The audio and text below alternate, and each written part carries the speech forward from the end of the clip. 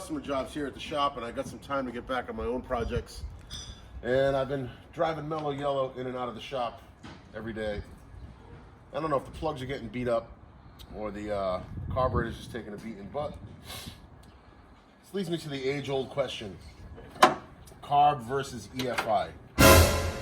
Now, when we put this car together, I documented it. It was just a roller 302 motor. We put a B cam in it, and just a Holly carb I had. Kevin was nice enough to use a couple of parts from different carburetors to make it work.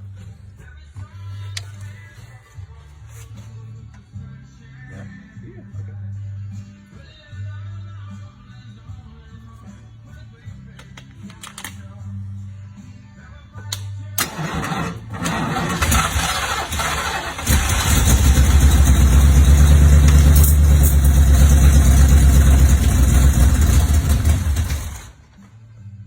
I think it'll build up pressure. Yep. Oh, I should check the oil pressure though. Yep.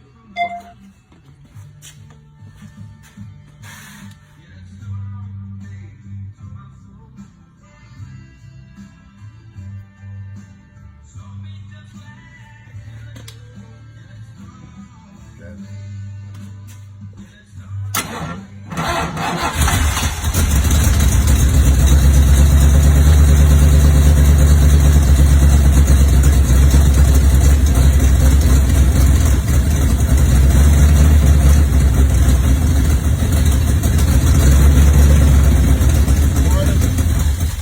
Runs pretty good. It does. All right. It sounded like he was hammering on all of it. Yeah. Good job. Good work. That's why we do it. The carburetor on the car essentially works fine. It does its job, but you know, the sluggish starting and just kind of not maintaining itself, not catching a high idle at times.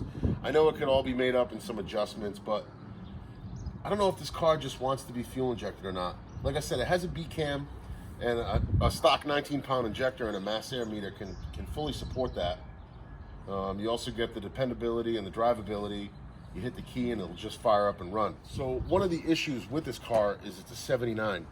So we are limited on what we could do as far as fuel tanks.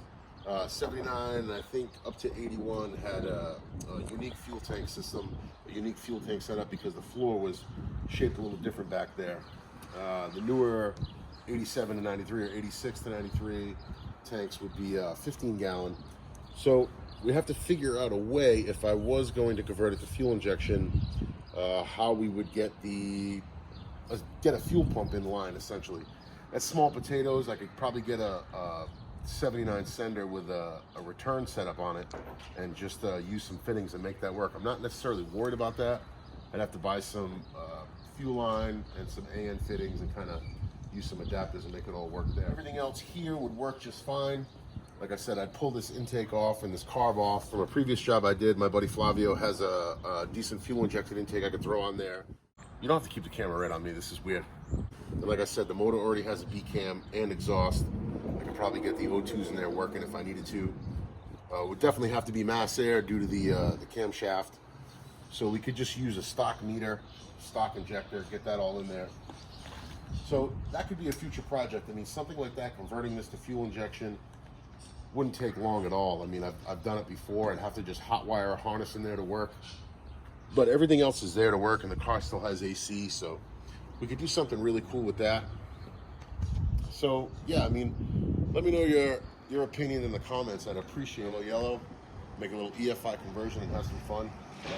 Could be fun. Could be fun to whack the gas on it and see what it does. Or maybe even I take it to the shop, I give you a carbureted dyno number, and then we convert it to EFI, and I'll give you the EFI dyno number. Power shouldn't be relatively much different, maybe a little bit on the top end, but yeah, it's just a future project. I got a lot going on.